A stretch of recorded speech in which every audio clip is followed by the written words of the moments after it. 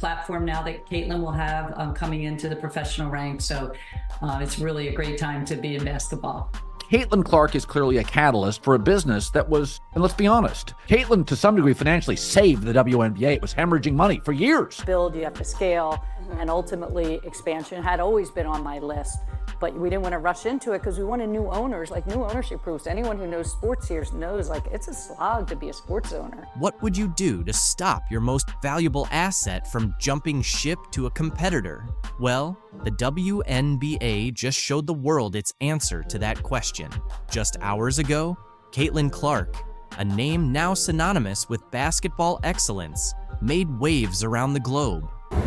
Hi, Caitlin. Hey, what's up, Caitlin? Yo, what's up, Caitlin? Hey, Caitlin. Hey, Caitlin. Famous for her incredible shooting range and intense competitiveness, Clark was anticipated to take the WNBA to new levels after being drafted by the Indiana Fever.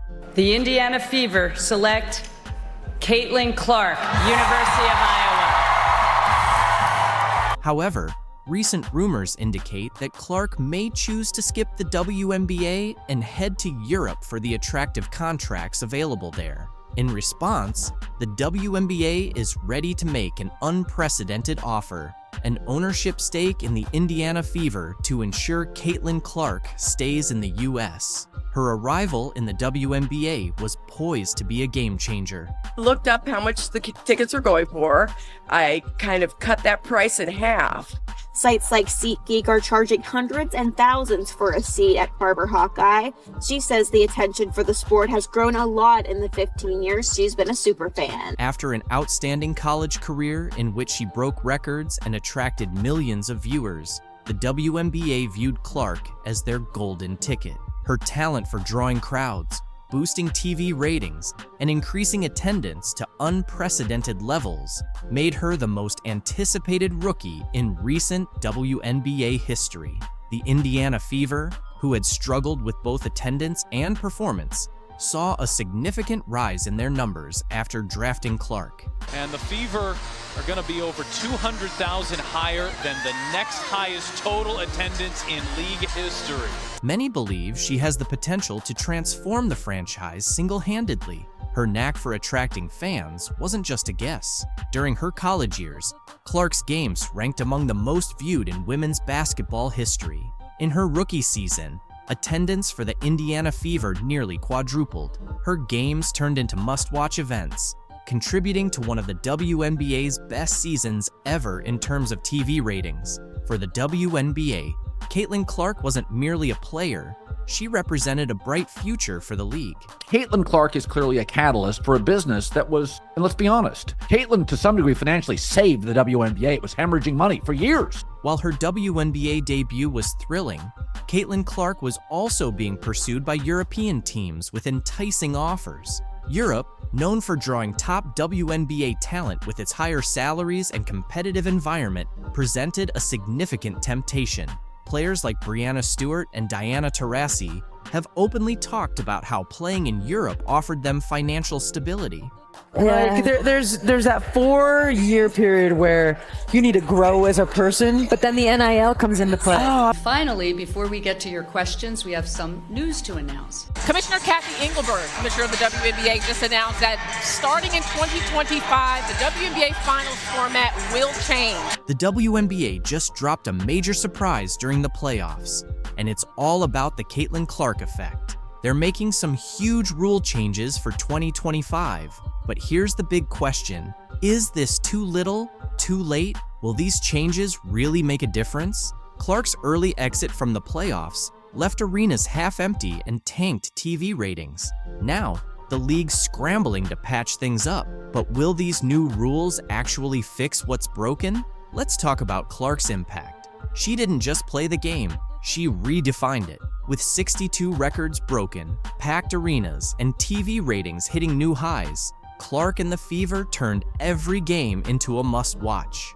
Fans couldn't get enough. Well, I knew the atmosphere was going to be electric when they announced Caitlin's name in the dark and the fans went crazy. Here's the reality. The second Clark was out, everything started to fall apart. ratings plummeted by 80%, and some games started looking like ghost towns, with empty sections covered up to avoid the bad look on live TV. Let's be real, are you even shocked? Clark was practically carrying the league, and now she's off the court and on the golf course. Can the WNBA make it without its star player? These new rule changes better deliver? Because right now, things aren't looking great. Staying with the WNBA playoffs, let's stay here. Let's just say the ratings aren't the same with Caitlin Clark and the Indiana Fever now eliminated. By the way, not only was viewership down, but attendance was as well. The WNBA is definitely in panic mode, ready to do whatever it takes to turn things around. But here's the surprising part. These new rules aren't just minor adjustments, they represent a complete overhaul that could either save or sink the league. The big question is, will these changes be enough to fill the gap left by Caitlin Clark and boost their ratings? Or will the league keep slipping into irrelevance? Let's dive into these drastic measures. First off, they're extending the regular season from 40 to 44 games, with the introduction of a new team in 2025, the Golden State Valkyries. That means 4 more opportunities to catch your favorite team in action. Getting to go to multiple arenas so that people that are watching at home can see this environment in a multitude of cities. It's amazing. I love it. The growth continues. But that's not all. The finals are getting a makeover too. Starting in 2025, the WNBA finals will shift from a best-of-5 format to a best-of-7 series. This change aims to create a more intense and exciting championship showdown. Starting in 2025, the WNBA finals format will change to a best-of-7 series. Yes. And the format will be 2-2-1-1-1. It's clear that the league believes more games will lead to more fans and increased revenue. Plus, they're making changes to the first round of the playoffs as well. The format is shifting to a 1-1-1 setup, which guarantees the lower-seeded team one home game. Say for the fans, it's a benefit for your team. Has played well enough to get into the playoffs. So now that your fans will be able to see your team play at home during those playoffs. Yeah. Remember the Fever Sun series? The Indiana Fever couldn't return to play in front of their fans at Gainbridge because of all the drama in Games 1 and 2. It seems the league has finally realized that lower-seeded teams need to have the chance to play in front of their home crowd as well. Now, Commissioner Kathy Engelbert is trying to pitch these changes as if they're going to save the league, claiming it's all about balancing the schedule. But let's be honest, it feels more like a frantic effort to keep things running without their star player. With the increased attention this year, there's also been increased scrutiny about the quality of refereeing. Curious if there has been any conversation about whether it's referee pay, referee training, anything to ensure that is as good as it can be. Let's be honest for a moment. Are these changes truly tackling what fans care about? Sure, having more games looks good on paper, but what about the issues that really matter, like player safety and fair officiating? Those concerns seem to have been completely overlooked by Engelbert.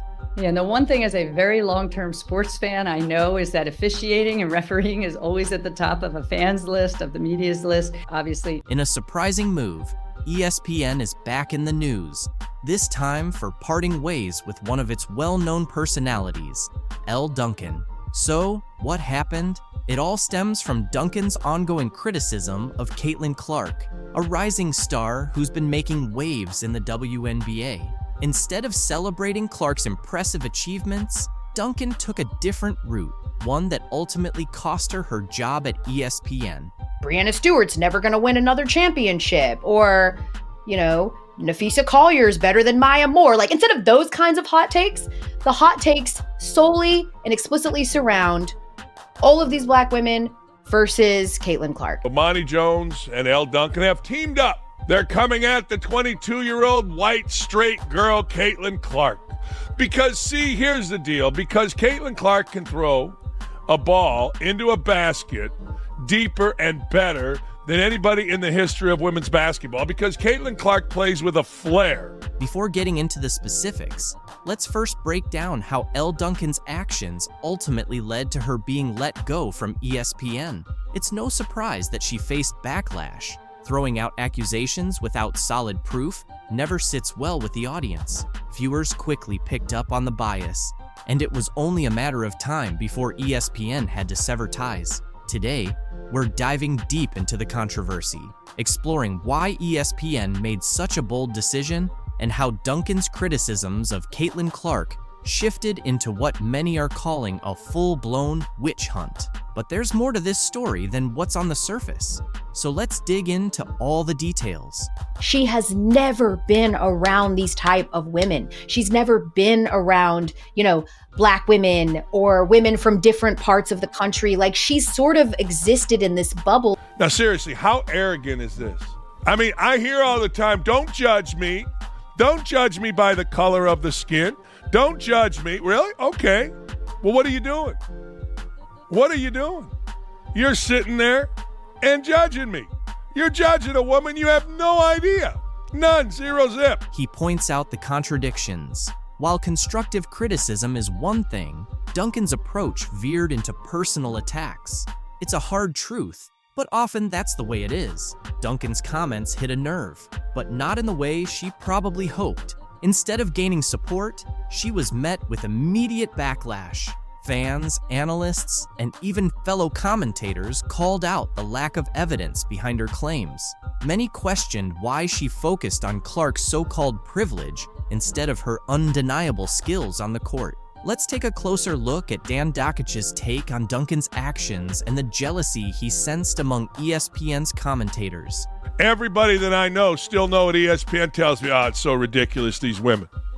It's so ridiculous. There's a green room right next to where the makeup is. It's loud, it's stupid, it's asinine, it's absurd. And that's Elle Duncan and her little cast of cronies. And all the little girls at ESPN, look, all they are is trying to make themselves, well, not better, more popular. And I don't care what they do.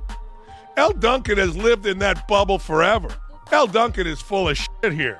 His comments hit a nerve, but they echoed what a lot of viewers were already thinking.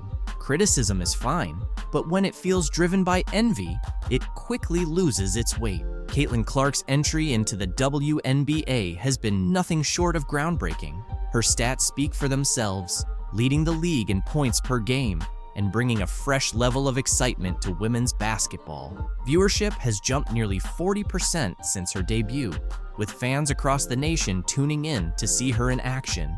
Yet, despite all this success, Elle Duncan chose to focus on downplaying Clark's achievements. Let's revisit a moment many feel crossed the line in Duncan's critiques. The second that you show love to anybody not named Caitlin Clark, you are part of, some constituency that's trying to keep her contributions at a minimum, and you're racist, and we get a lot of that. It's no wonder that the W coverage is all Black women, because you're all in it together to try to keep her down. It's just, you're kind of damned if you do and you're damned if you don't. It was a clear attempt to change the narrative, but viewers weren't buying it. When your arguments are fueled more by envy than actual evidence, it's a hard sell. The truth is, Caitlin Clark's story isn't one of privilege. She's competed against athletes from all walks of life, facing obstacles both on and off the court. Many saw Duncan's take as an attempt to downplay Clark's achievements simply because there wasn't anything wrong with her game. While Duncan kept up her criticism, Clark was making headlines for all the right reasons. Let's take a look at how she dominated on the court, proving her critics wrong.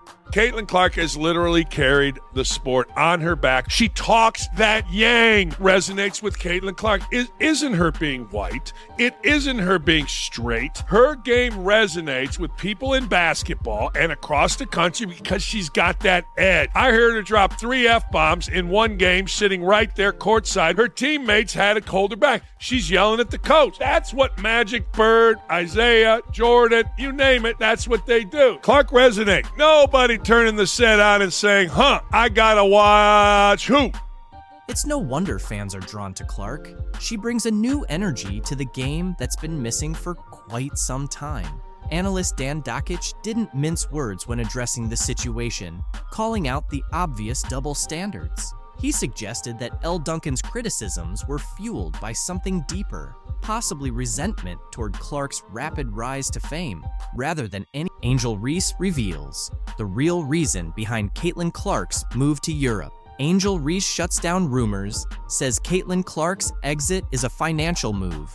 Angel Reese couldn't resist weighing in on Caitlin Clark's new European contract. Instead of letting it slide, she stepped in to set the record straight. What the is that headline all about? Yeah. She is the worst basketball player. In the WNBA, this is pretty unprecedented. Someone so set on stirring the pot. Reese, still tangled up in her own steroid controversy, took a jab at Clark, suggesting players are just in it for the money and using racial issues to gain sympathy. People talk about Caitlin getting hate, but someone sat down and spent hours putting together an 8-minute video with interlude clips all to trash Angel. Why? It's obvious Reese is targeting Clark here. The surprising part is that Caitlin has never said anything negative about Reese or any other black player. But today, I can't help but feel that some people don't really deserve the silent treatment. Blah, blah, blah. From Angel Reese. It's pretty clear that Caitlin Clark heading to Europe isn't just about exploring a new scene or picking up a different paycheck. It's more about escaping the toxic circus the WNBA has turned into. On the surface, the WNBA might seem like the perfect fit for a player like her, someone born to dominate, but in reality, it was becoming anything but ideal. Instead of just focusing on her game, she was constantly dodging scandals and skeptical looks like it was all part of the game plan. Entitled players in the WNBA just can't seem to understand is, you get what you put in, and right now, you are getting exactly what you deserve. And why? Because she chose to stay quiet while others tried to paint her as some kind of villain. Some of her own fellow athletes, along with a few media voices, went as far as to label her a racist. Honestly, where do they come up with this stuff? But Clark, always level-headed, didn't take the bait. She didn't waste her time responding to these absurd accusations. She just stayed focused on what really matters, basketball. Yet the drama surrounding her only kept growing, like a bad reality show storyline. So I think it's really just the fans, her fans, the Iowa fans, now the Indiana fans. Then Alyssa Thomas, clearly not interested in keeping the peace, decided to stir things up even more. She publicly blamed Clark for racist comments made by her fans. Yes, you read that correctly. Thomas somehow figured that Clark should be responsible for the words of random people in the stands. I think in my 11-year career, I've never experienced the racial comments from the Indiana Fever fan base. Ridiculous, right? This wasn't even about anything Clark did or said.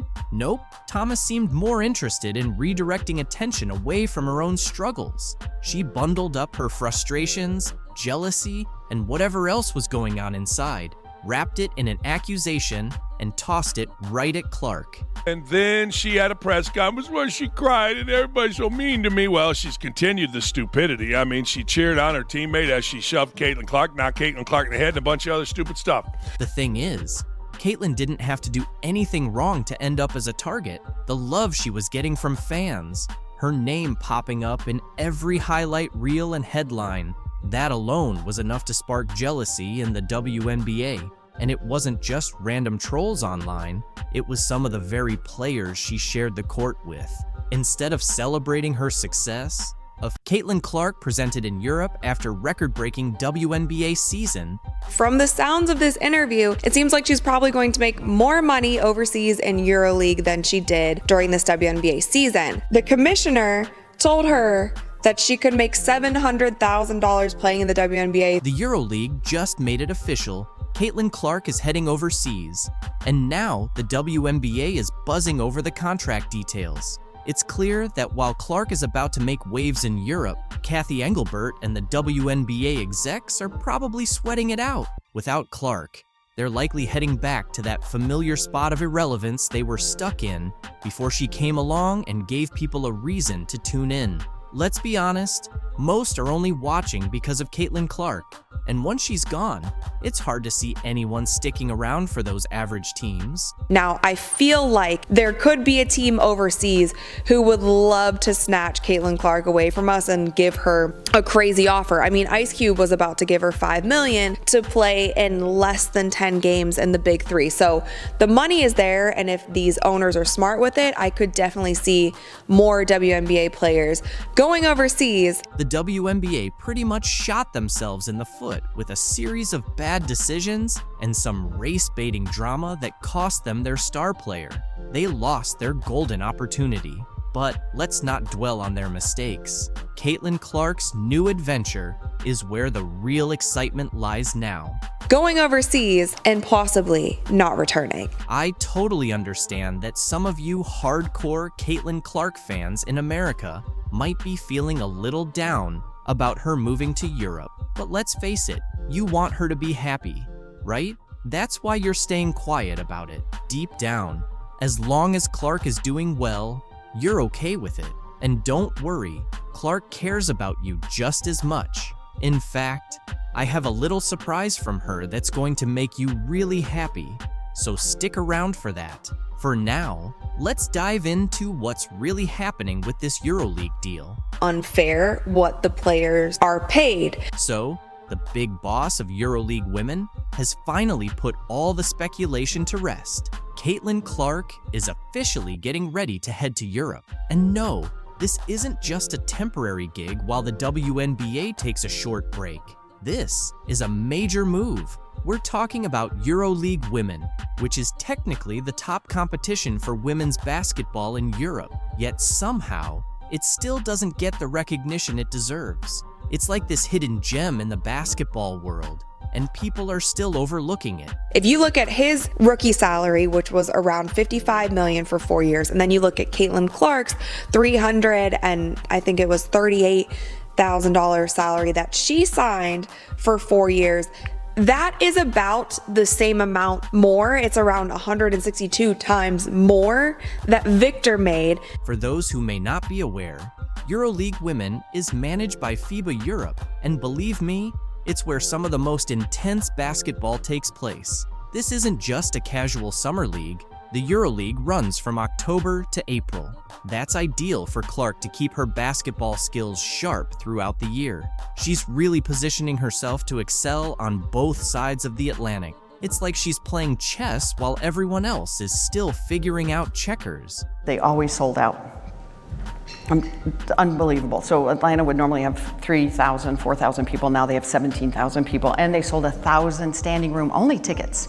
So when we walked into the arena, people were on that third balcony looking down at the tops of our players' heads to watch. It's really hard to take in. And here's something interesting.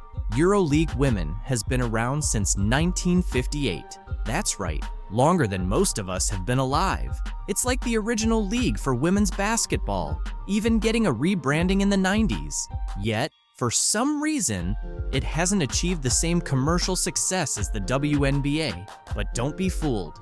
This league is serious business. It has stood the test of time for a reason and is home to some of the portrayal of black women in the league is an ongoing conversation. Many, including Aja Wilson, Angel Reese, Cheryl Swoops, and others, seem to view Caitlin Clark as a major issue in the WNBA, at least according to the league discussions. But is this truly the case? Or could it be more about rivalry and resentment? Some recent developments might make us rethink the situation.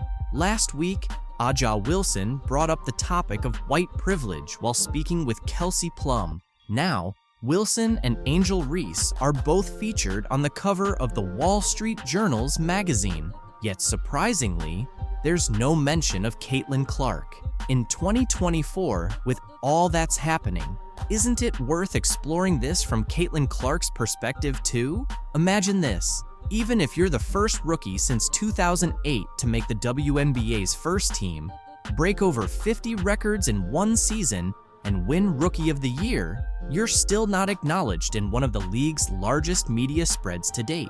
This seems puzzling, especially if Clark's success is arguably central to the article's theme. The situation is further complicated by online tensions. Caitlin Clark is often cast in a negative light, made to seem difficult and unlikable, even while dealing with online harassment from an account managed by Aja Wilson's friend. And yet, both Wilson and Reese continue to fuel controversy, even accusing each other of unfair treatment and, at times, directing this frustration toward Caitlin Clark. This leaves us wondering, is this really the behavior we expect from an MVP or Rookie of the Year? This situation honestly feels like a case of bullying. It's the peak of first world issues, showing a lack of responsibility and, frankly, Angel Reese's lack of consideration. Watching this unfold is mind-boggling. You're right, it's easy to see how she comes across if you have even a bit of self-awareness. Honestly, if I were another WNBA player without Caitlin Clark's visibility, she wouldn't be my concern. She isn't the problem here. More people are starting to catch on. Caitlin Clark was never the issue. Her critics were the ones using her name for attention whenever things didn't go their way. Those same athletes, analysts, and experts quickly make noise when they feel slighted, then claim Caitlin Clark is the root of it all. But here's the truth. The issue might actually be Angel and Aja, not Caitlin. It's worth asking, who's really harming the league's reputation? Angel Reese or Caitlin Clark?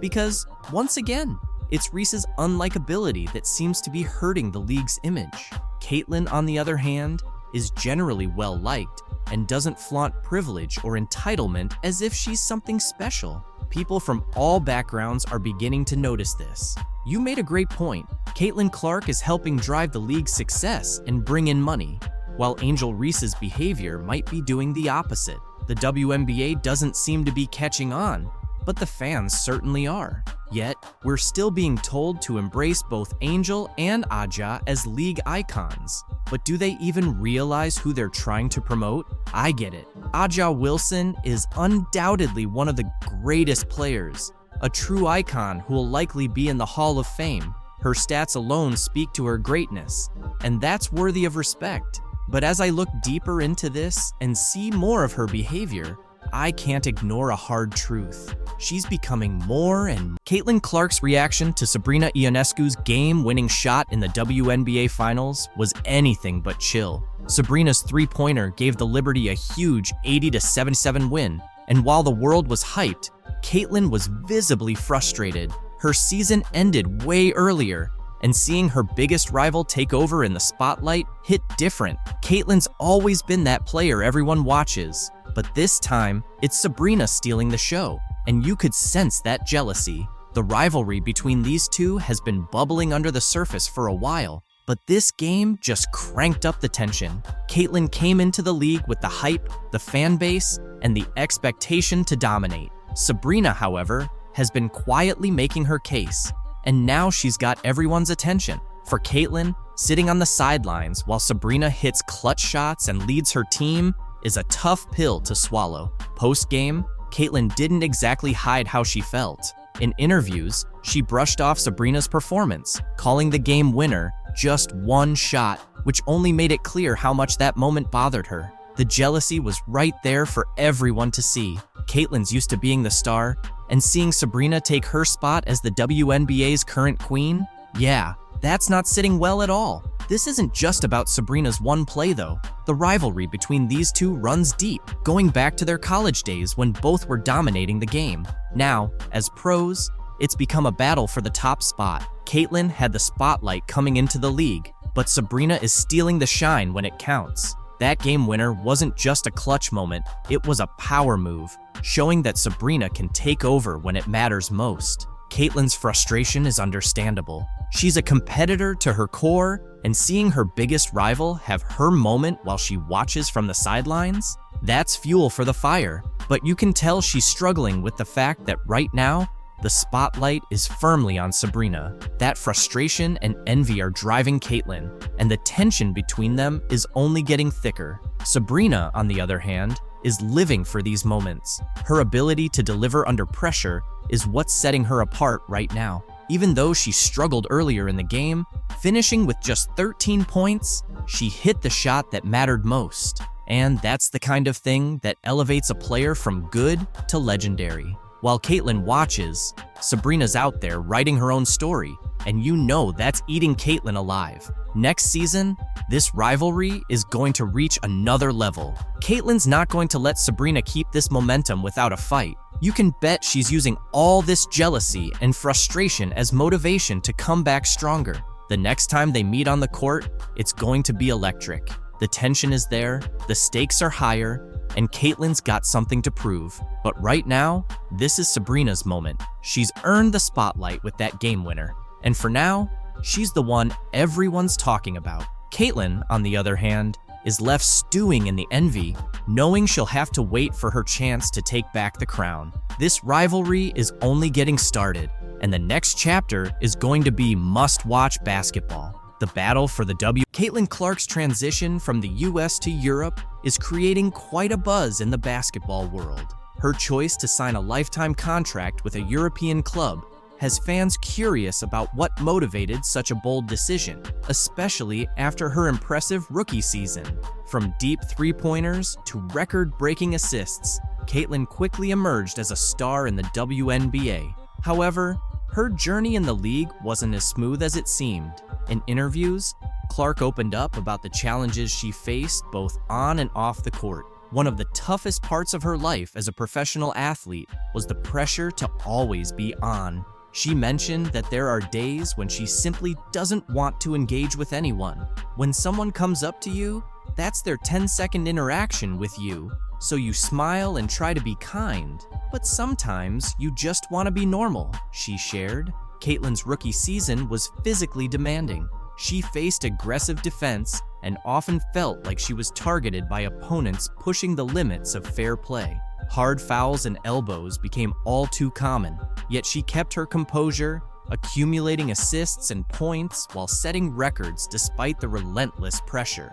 Additionally, as a young white player in a predominantly black league, Clark encountered subtle but uncomfortable moments from both fans and fellow players. These factors weighed heavily on her and played a role in her decision to seek new opportunities overseas. In Europe, she saw not only a fresh start, but also a chance for personal and professional growth. Playing in a different league would provide new challenges without the constant scrutiny she experienced in the US media. While some critics argue that Clark's move might be premature, others view it as a calculated decision to prioritize her passion for the game without the distractions she faced at home. As Caitlin embarks on this new chapter, she leaves behind a complex legacy in the WNBA. Her talent and determination are undeniable.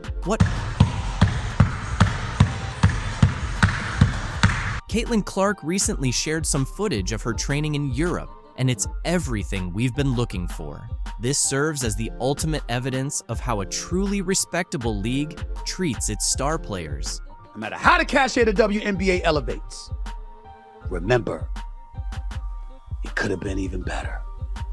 You messed it up. You messed it up. You can truly see the joy on Clark's face. She looks free, incredibly happy, and completely unbothered. Those days of putting up with cheap shots, dirty hits, and all that nonsense are behind her. There's no one poking her in the eye or hip-checking her into the stands. So now give me the reasons why. She's gone.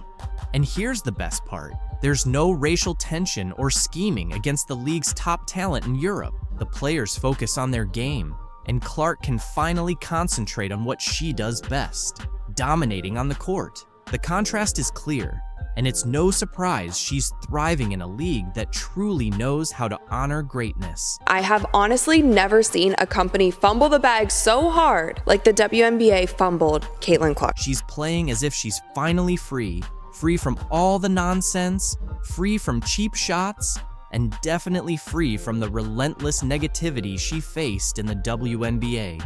It feels like a completely new Caitlin Clark, and she's clearly enjoying every moment. She's smiling, sinking threes like they're layups, and making no-look passes as if it's just another day in the park. I think it's a good number. Threes were a little bit, I wouldn't say lower. I'll still take 63, but I want to be more so around 70 if I can. Yeah. 81 mid-range is really, really good. There's no fear, no hesitation, and no worrying about getting smacked in the face or having someone try to take her out. In Europe, they truly appreciate talent. They love and celebrate her. She's not dodging elbows or dealing with dirty looks anymore. Finally, she's being treated like the superstar she is. It's as if she's escaped a nightmare and landed in a place where basketball is celebrated. And it sucks that so much of it was riddled with so much drama and so much negativity and so many mishaps. You know who's really losing it? The WNBA. That's right. The league that thought they could just sit back and let Caitlin Clark get poked in the eye, body checked and disrespected day after day. Now they're complaining about losing their star, but let's be honest, it's their own fault. They made it unbearable for her. How many times did we watch Clark take a cheap shot while the referees stood by without taking action? And what did the WNBA do about it? Nothing. They allowed it to happen repeatedly. Like we talked about in our locker room after the game ended, where obviously people were pretty disappointed in the outcome. Here's the thing. In Europe, they don't have that kind of drama. No Chennedy Carter blindsiding her, no Dejonai Carrington going for her eye. No one is trying to take her down just because she's different. She's not facing players who resent her simply because she's a straight white girl excelling in their league. Over there, it's all about basketball. It's pure, it's clean, and it's a genuine league that respects the game, honors talent, and of course, treats... I just hope y'all know, the WNBA don't pay my bills at all. I don't even think that pays one of my bills. So I don't know if she's complaining or just stating. Angel Reese faced heavy criticism from experts after her recent complaints about her WNBA salary not being enough to cover her rent. Apparently, she's struggling on her $73,000 salary, claiming it doesn't stretch far enough to pay for her extravagant $8,000 monthly rent, as if she's living paycheck to paycheck. I am sympathetic to that, but yeah, sports needs villains. I don't have a problem with it. She makes the WNBA more interesting. Reese, regarded as the league's most pampered player, appears to believe she deserves a salary increase, especially since it's been a while since she found herself in another scandal. And now, it looks like we're back to the same situation again. Number one complaint this offseason in the WNBA would be the incessant whining about their minimum wage salaries. I mean, who could have possibly... What exactly are you asking for more money for, Angel? You played less than 10 games this season, while Caitlin Clark put in the effort through 38. You're attracting a crowd of 7,000 fans per game. I am sympathetic to that, but yeah, sports needs villains. I don't have a problem with it. She makes the WNBA more interesting. And somehow, you expect to earn paychecks on the level of LeBron James? Let's be honest, it seems like you're more focused on your image than the game itself. Angel Reese, who calls herself the face of the WNBA, is acting as if life is incredibly unfair to her. She's making a WNBA salary of $73,439, but still has the audacity to complain that it doesn't cover her $8,000 monthly rent. Now these complaints are coming from the star. That's right. She's living in a place that costs $96,000 a year, and then wonders why her finances don't make sense. I mean, how out of touch can you be?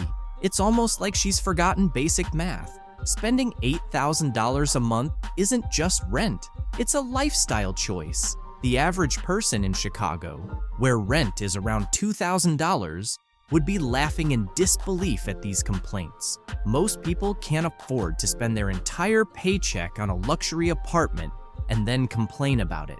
Yet here, we have Angel Reese playing the victim while the rest of the WNBA is out there hustling just to get by. The audacity is off the charts. He pays them bills, baby. I just hope y'all know, the WNBA don't pay my bills at all. I don't even think that pays one of my bills. Literally. I'm trying to think of like my rent for where I stay at. Let's not even dive into her financial choices. With all the money she's making from endorsements, sponsorships, and her podcast, you'd think she would realize that renting an overpriced place isn't the smartest decision. But instead of making wise financial moves, like buying a house or investing, she seems to be spending money faster than most people can earn it. What's her plan exactly? Is she just waiting for a magic fairy to come and solve her problems? I don't even know what to say. Does it really? You don't even. Yo, I'm living beyond my means. It's like. It's both hilarious and sad at the same time. She's in a position to be a real role model for her fellow WNBA players, many of whom are genuinely struggling to make a decent living. They don't have million-dollar endorsement deals rolling in. They rely on their league salaries and are barely scraping by. Yet here's Reese complaining about rent as if she isn't surrounded by cash from every angle. It's insulting to everyone in the league who is truly fighting to stay afloat. Playing this off season in the WNBA would be the incessant watch. We also have talked, even on this channel, about Angel's very dramatic response to that. Angel Reese started with, "I'm heartbroken. I'm literally lost for words, knowing what this woman meant to me in such a pivotal point in my life. She was the only person," which is interesting since she's been coached before. It's pretty wild that even after facing a lawsuit over steroid allegations, Angel Reese still has the audacity to keep making headlines with her outrageous comments. And this time, she's taking shots at none other than her coach, Teresa Weatherspoon. If betrayal had a face, it would definitely look like Teresa's right now. And unfortunately, it seems like, according to some new reports, that relationship cost her her job. Chicago Sky officials are saying Teresa was suspended because the team's performance wasn't up to par. But wait a second, Angel is out here dropping some serious tea, claiming that's not the full story. Point being, she disrespected the official. That was the official response to this. So why is Angel doing this? Are her claims actually legit? Or is this just another dramatic turn in the ongoing Angel Reese saga? Let's break it down from the beginning because things are getting messy. Ever since then, the internet has been blowing up, and it's all because of Angel Reese. Now you have a rivalry here. Angel Reese wants to be Draymond Green, but there's nothing about her game that's really interesting that is going to translate to people who may not watch the WNBA, may not care about basketball. Once hyped as the next big star in the WNBA, Angel is now caught in the middle of a scandal so wild, it's shaking up the entire league. After months of rumors, the truth finally came to light. Reese allegedly turned to performance-enhancing drugs in a desperate attempt to stay relevant. When you can't keep up with the talent in the league, what do?